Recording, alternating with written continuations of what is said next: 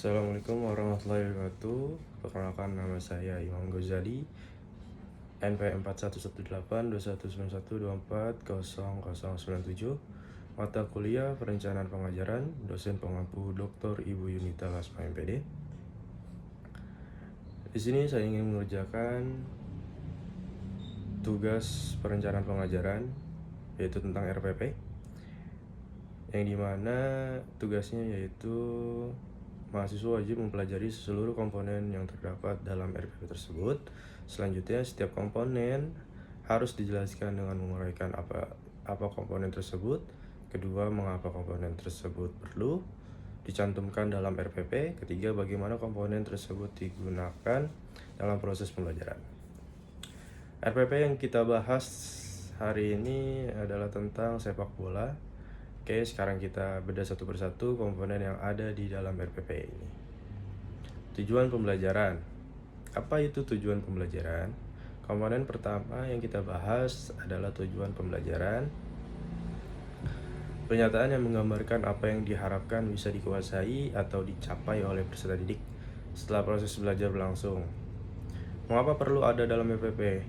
Tujuan pembelajaran itu penting banget dicantumkan dalam RPP karena dia jadi arah atau kompas dalam proses belajar mengajar. Tanpa tujuan yang jelas, guru bisa kehilangan fokus dan siswa pun tidak tahu apa yang sebenarnya harus mereka capai. Bagaimana penggunaan dalam pembelajaran? Di RPP ini, tujuan pembelajaran dirumuskan dari peserta didik dapat menganalisis keterampilan gerak dalam permainan bola besar, serta menyusun rencana perbaikan. Peserta didik dapat mempraktikkan hasil analisis keterampilan gerak tersebut. Kalau kita lihat, tujuan ini sudah mencakup dua ranah, yaitu ranah kognitif dan ranah psikomotorik mempraktikkan. Ini selaras dengan KD 314, KD 31 yang bersifat pengetahuan dan KD 4.1 yang bersifat keterampilan. Jadi tujuan sudah cukup tepat sasaran. Masuk ke bagian kegiatan pembelajaran. Apa itu kegiatan pembelajaran? Kegiatan pembelajaran ini rangkaian aktivitas yang dilakukan guru dan siswa selama proses belajar mengajar berlangsung dari awal sampai akhir. Mengapa penting dalam RPP? Tanpa kegiatan pembelajaran yang terencana, proses belajar bisa jadi tidak terarah, tidak sistematis, bahkan membosankan. Komponen ini menjadi skenario yang diikuti oleh guru di kelas. Bagaimana penggunaan RPP? Kegiatan pembelajaran dibagi menjadi 3 bagian. Yang pertama, kegiatan pendahuluan. Di sini guru menyampaikan tujuan pembelajaran dan membuat apersepsi. Apersepsi itu semacam pemanasan otak. Guru mengingatkan materi baru dengan pengetahuan yang sudah dimiliki siswa sebelumnya. Dalam konteks sepak bola, misalnya guru bisa menanyakan pengalaman siswa bermain sepak bola. Kedua, kegiatan inti, yaitu 6 pertemuan. Pertemuan yang pertama, siswa mengamati peragaan teknik dasar, mengumpan, mengontrol, dan menembak bola. Pendekatan ini sesuai dengan scientific approach, di mana observasi jadi langkah awal. Pertemuan kedua, siswa menganalisis dan bertanya mengenai teknik yang sudah diamati. Pertemuan ketiga, siswa mencari informasi melalui video atau media lain, lalu berdiskusi dengan gurunya atau siswa lain mengenai teknik yang besar dan kesalahan umum yang sering terjadi. Di akhir pertemuan ini, siswa juga mencoba mempraktikkan. Pertemuan keempat, siswa memilih dan memutuskan cara terbaik dalam mengumpan, mengontrol, menggiring. Sesuai situasi ini melatih kemampuan berpikir tingkat tinggi. Pertemuan 5-6, siswa mempraktikkan secara nyata dalam permainan sepak bola menggunakan peraturan yang sudah ada, yang sesungguhnya yang sudah diterapkan oleh peraturan bola tersebut. Di sini juga ditanamkan nilai-nilai karakter seperti kerjasama, saling respect, tanggung jawab, dan toleransi. Masuk ke refleksi dan konfirmasi. Di akhir pembelajaran, guru mengajak siswa merefleksi apa yang sudah dipelajari, menginformasikan kegiatan pertemuan berikut, dan menutup dengan pesan motivasi serta doa. Bagian ini penting untuk memastikan siswa keluar kelas dengan pemahaman yang utuh dan semangat yang terjaga. Masuk ke bagian selanjutnya, yaitu penilaian dan asesmen. Apa itu penilaian dalam RPP? Komponen terakhir yang kita bahas adalah penilaian atau asesmen.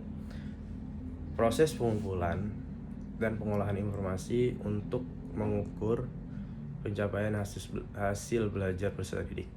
Mengapa perlu ada dalam RPP? Penilaian penting karena tanpanya kita tidak bisa tahu apakah tujuan pembelajaran sudah tercapai atau belum. Penilaian juga memberi umpan balik baik untuk guru maupun siswa tentang sejauh mana proses pembelajaran berjalan efektif. Bagaimana penggunaannya dalam pembelajaran? Di RPP ini kita penilaian mencakup 3 aspek. Yang pertama, penilaian pengetahuan dilakukan melalui post-test di setiap akhir pertemuan dan tes tertulis. Tujuannya untuk mengukur apakah siswa mampu menganalisis keterampilan gerak dalam permainan bola besar. Masuk ke kedua, penilaian keterampilan juga dilakukan melalui post-test dan tes tertulis, tetapi fokusnya pada kemampuan siswa dalam mempraktikkan. Hasil analisis ini sangat relevan dengan mata pelajaran PJOK yang memang berbasis kinerja fisik. Penilaian sikap dilakukan melalui observasi oleh guru, baik secara individu maupun kelompok. Aspek yang dinilai adalah sikap kerjasama, tanggung jawab, disiplin, dan toleransi yang memang sudah ditanamkan sejak dalam kegiatan inti di pertemuan 5-6. Ketiga aspek di atas ini sudah selaras dengan tuntutan kurikulum yang memandang peserta didik secara holistik, tidak hanya dari sisi kognitif tapi juga keterampilan dan karakter. Masuk ke alokasi waktu. Apa itu alokasi waktu? Alokasi waktu adalah penempatan jumlah waktu yang digunakan untuk menyelesaikan 1 unit pembelajaran atau 1 kompetensi dasar.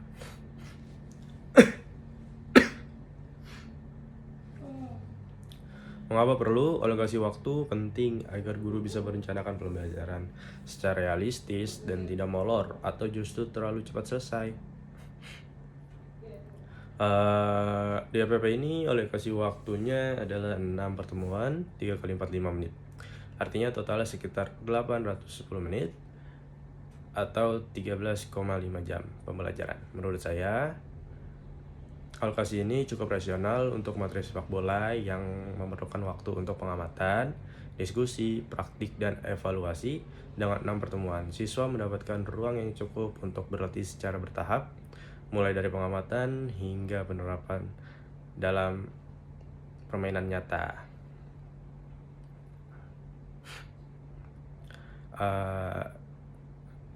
Ini yang tadi saya bacakan di atas atau saya jelaskan di atas adalah analisis dari komponen-komponen yang ada dalam RPP PJOK materi permainan sepak bola. Komponen-komponen yang utama yang diperlukan yaitu tujuan pembelajaran, kegiatan pembelajaran yang terstruktur dengan pendekatan saintifik penilaian yang mencakup 3 ranah, dan alokasi waktu yang proporsional.